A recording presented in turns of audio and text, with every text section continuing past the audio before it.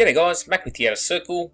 Friday is upon us, Forge World's released a new tank, it's got some rules, we're going to go through them, and at the end we're going to talk about some new Dark Angels releases that were previewed.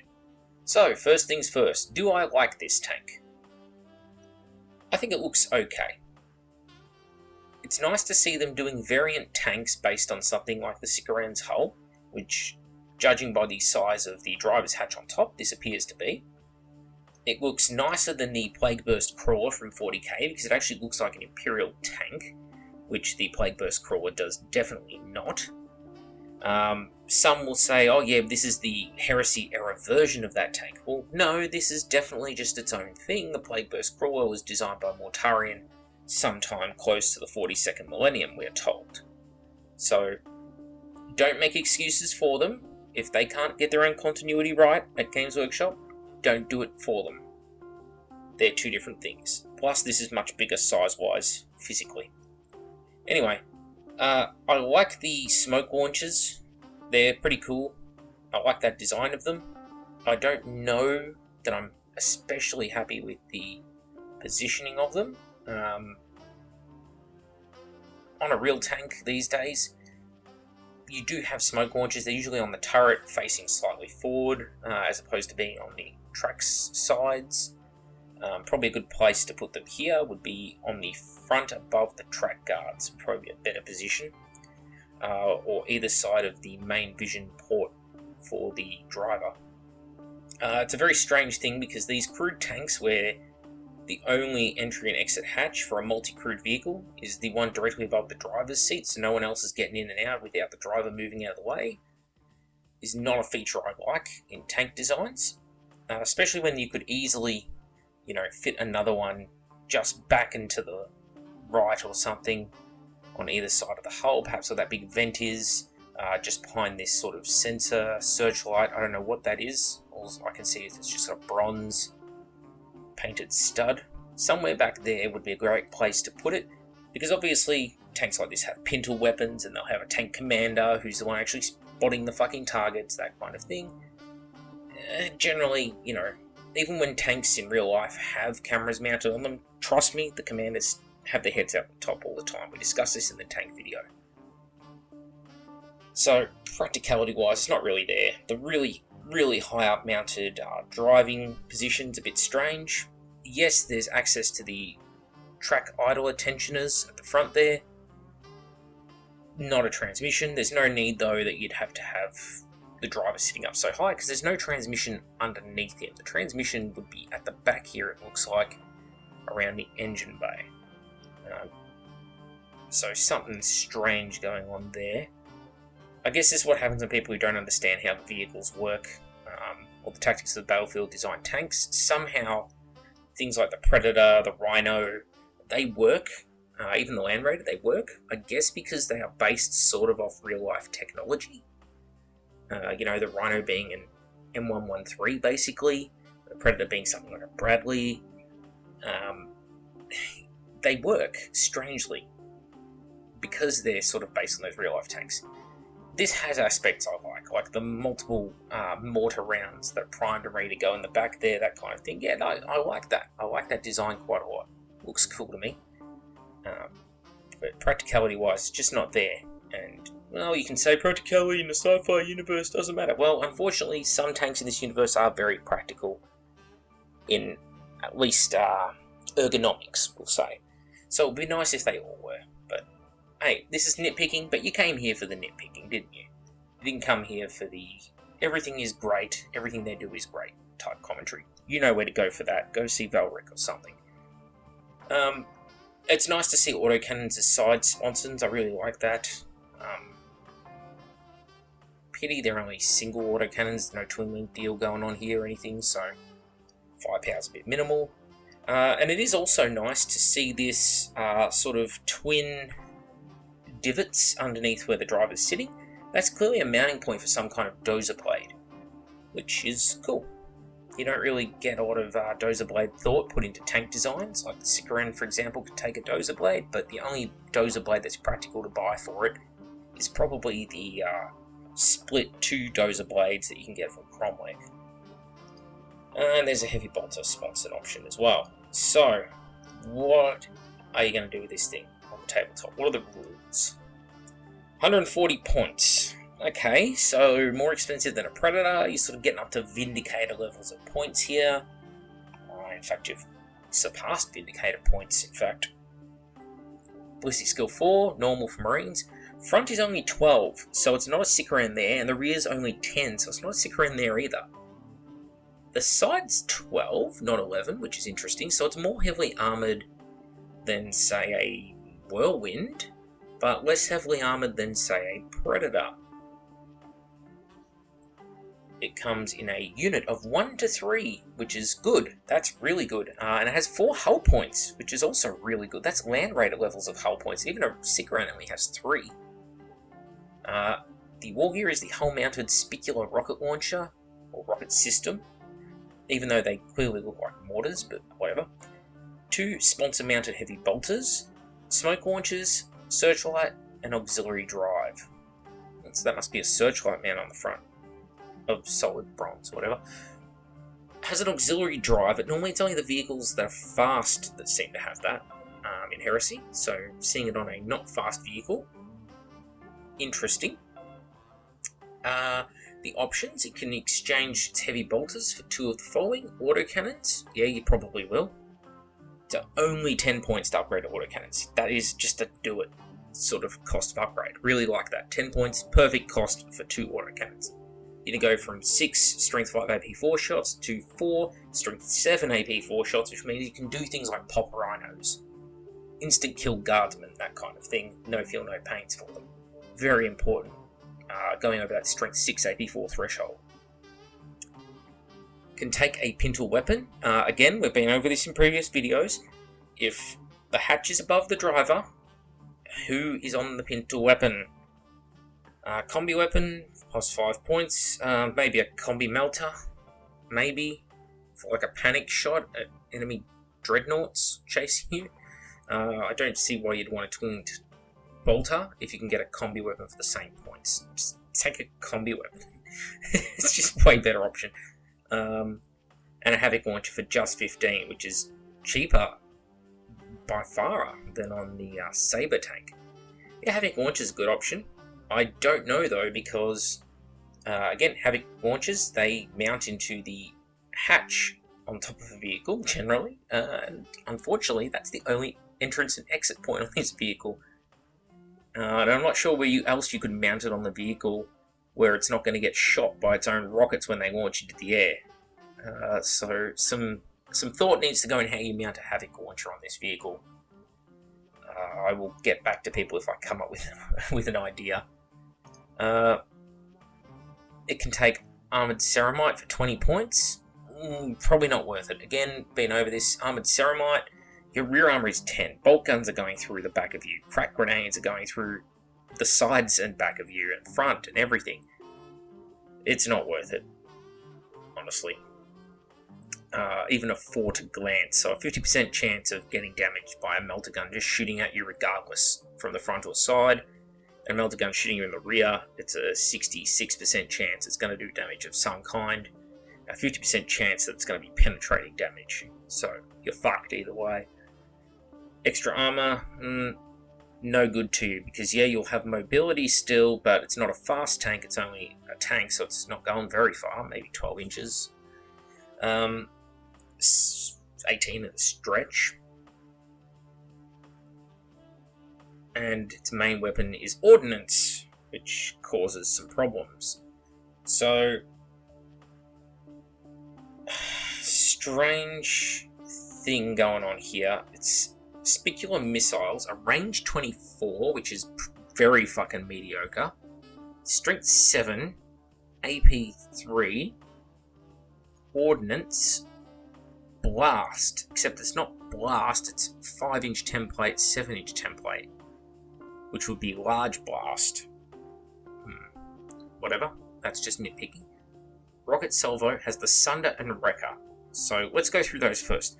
Sunder and ordnance combined means you are going to be penetrating things. The downside of it is you're only strength 7, so the things you're penetrating are only armor 12. That's not very helpful, because most dreadnoughts are armor 13, and being an ordnance weapon as opposed to being a indirect fire weapon means you have some problems, because you're going to be hitting them on the armor facing you, which means, charging dreadnoughts, that kind of thing, you're going to be trying to get through armor 13 with strength 7 hits to the front. You're going to be fishing for glances. That is, no, just no. And being ordnance, all those other weapons you've mounted on the vehicle are now functionally useless because you can only snap fire them when you fire an ordnance weapon. Oh, and because you also have an ordnance weapon, if you do get shaken, you can't fire it at all. Only snap firing the other weapons on your vehicle. So really, really not a great combination. The Wrecker won't come up very often, and Strength 7, most fortifications are Armor 14. That is never going to come into play. Unless you can find a way to give this thing 2d6 Armor Pen. Yeah. So I'm not sure. I think it's trying to be some sort of bunker buster or tank buster, but with those, and even if you do penetrate, you can only penetrate Armor 12. It's AP3. You can't blow it up. You can just pen it. Take a hull point. Ugh.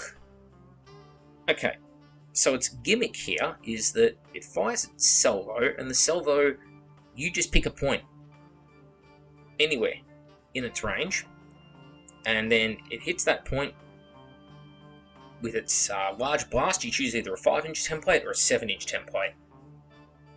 When that template lands, whatever unit is touched by it cops either 5 hits automatically if it's 5-inch template, or d6 plus 4 hits if it's the 7-inch template. Which means if you hit 4 units with this, potentially you can do 5 hits on that unit, 5 hits on that unit, 5 hits on that unit, and 5 hits on that unit. So this is like a bastardization of 8th edition 40k meets 30k. And I don't mind it, because a lot of people who complain about template weapons say, oh, but you're always arguing over if the template does or doesn't hit, and you've got to count how many models it hits. Well, here's your solution. Just hits a fixed amount as long as it hits the unit at all. Okay? The 7-inch template is more likely to hit, and on average, you're going to be doing 7 to 8 hits. So it is going to be hitting more models if it does hit, but if you roll a d6 on that d6 plus 4 and roll a 6, then the weapon has exhausted its ammunition and may no longer be fired. The problem I have with this system is that 5 and 7 inch is not too much of a difference in blast size, and 7 hits versus 5 hits is not that much different. Now, if you roll a 6 and you get a total of 10 hits, great, you've exhausted the weapon, you can't fire it for the rest of the game. Go for the 5-inch template then. After 2 turns, it's already matched that damage output, and you haven't blown the weapon up. Because sure, it's a 1 in 6 chance every time you fire the 7-inch template that it's gonna do it. That's still at least once per game, the average game length being 6 turns. What if it's in turn 1 or turn 2?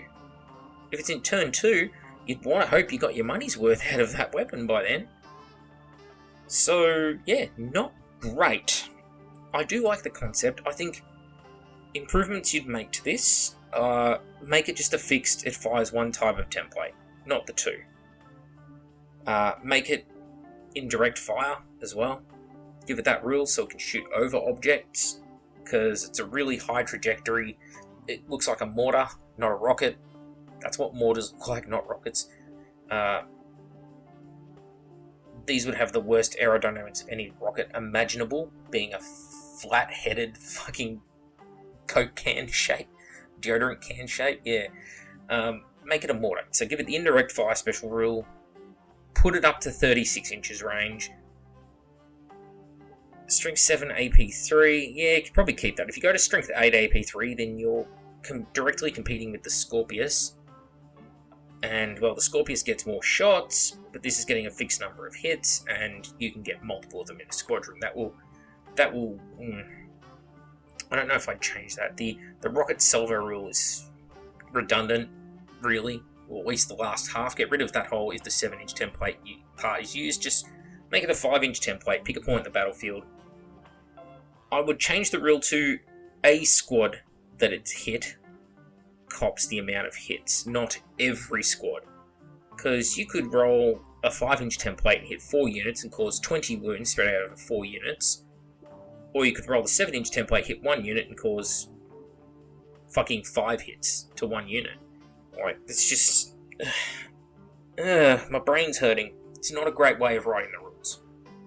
I like where their head's at though. I don't hate it. It just needs tweaking. So yeah, 5-inch template only, because everyone's got 5-inch templates and everyone has 7-inch templates. Make it a fixed number of hits. I'd call it 7. A fixed number of hits. 7, 36-inch range, pick a point in the battlefield, only hits one of the units. Not every unit that it touches. Strength 7, fine. AP3, fine. Ordnance, fine. Sunder, Wrecker, you can keep them. It's wasting it though. And yeah, I don't know why you'd want the sponsor weapons it's got. I mean, you can't give this thing an assault cannon. I guess maybe salamanders could upgrade the side sponsons to heavy flamers? Yeah. Not terrible. I reckon, yeah, just reword the rocket salvo to that. If you're playing this at home, guys, make it 7 hits, give it 36-inch range, give it indirect fire special rule, get rid of the 7-inch template and the rules related to that entirely. And make it so that it can only hit one of the units that it touches, and you just get your pick of which one of those units it is. Because if it can hit every unit with what it touches, that's a ridiculous amount of firepower, and I really don't think they've thought it through, because whilst you'll go, yeah, this is fine against, say, Mechanicum or Marines, if you're playing someone like Militia, who's going to have, they could have 200, bodies on the field at once, and you fire one shell from this thing, the amount of fucking units you could hit with it is just catastrophic, and not really fair. If it's only getting one model of each unit, why the fuck's it doing 5 wounds to each of those units, or if it's the 7-inch template and you roll a 10 and you hit 4 units, that's 40 fucking wounds. Like, none of that makes sense. Then how can it have exhausted its ammunition if the 5-inch template can hit just as many times as the 7-inch one in 2 turns and keep firing for the rest of the game if the 7-inch only rolls just as many hits? None of that makes sense. None of that makes sense. So, yeah. Wow, I didn't think it would take so long to go through this unit, but the more you look at it, the more bizarre it becomes. Alright, let's move on, Road to Thramas Part 2. They previewed these actual Deathwing members. Well, I don't know if they're called the Deathwing at this point, but they're some Inner Circle Knights Cenobium. The minute I saw Cenobium, I thought, Cenobites, but I'm a big Hellraiser Clive Barker fan, so maybe that's just on me. Interesting artwork. The artwork itself is busy, and the models are somehow even busier than the artwork. Well, okay, I can explain how the model's busier than the artwork. It's little things. So, this is the problem with translating a sort of 3D visualization, or a visualization in 2D, I should say, to a 3-dimensional model. This model has this tiny little Deathwing symbol, relatively speaking, on his shoulder pad. It goes about 2/3 of the way across the shoulder pad roughly, and is about the same height as the Marine's helmet. Including like the chin and that you can't see, obviously hidden by the armour, or the same height as the entire shoulder pad itself.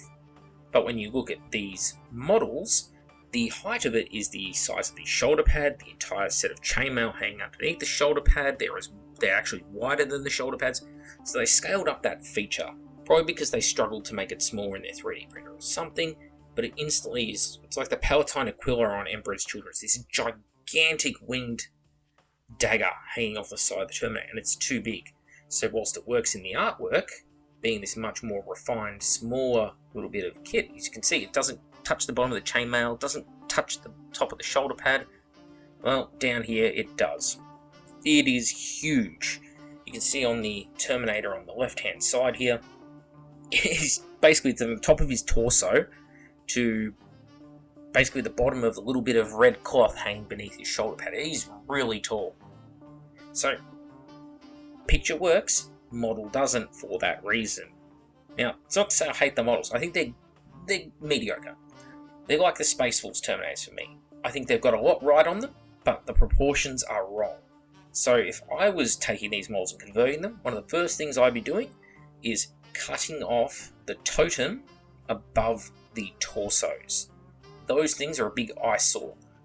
Your Marines here, normally the focal point of a model is always going to be the face. That's what you draw into. It's usually around the center of the model as well, which helps, and your eyes spread out from there. Well, because they're wearing these helmets, and these helmets have these tiny little dark eyes, there is not much to draw you to the center of the helmet, especially because it's the same color as the rest of the armor, with silvers and such, because it's surrounded by silver trim. So the point you're actually being drawn to is the little crest above, or that big winged dagger off to the left hand, shoulder pad. So the only one it might not happen on is the guy who's actually wearing the hood and has his face showing, but he's got so much shit hanging off him that it's sort of just getting ridiculous. I mean, look at this. He's got keys and ropes and lanyards, and he's got a book and a dagger, and he's got a scroll across it. This is very, very busy models. And if you don't think these are busy, look at their own White Scars Legion Praetor. This has less stuff going on than these. Now you might say, as some have said, oh, you know, they're Terminators, they've been around for a long time. Terminator armor has only been around since partway through the Horus Heresy. Books that are set about 80 years into the Heresy don't feature any Terminator armor yet, in fact, because it hasn't been sent out to the Legions yet. Some people argue it's been there for the entire Heresy. They're wrong. Okay? So you're only looking at maybe 100 and probably 130 years by this point of Heresy.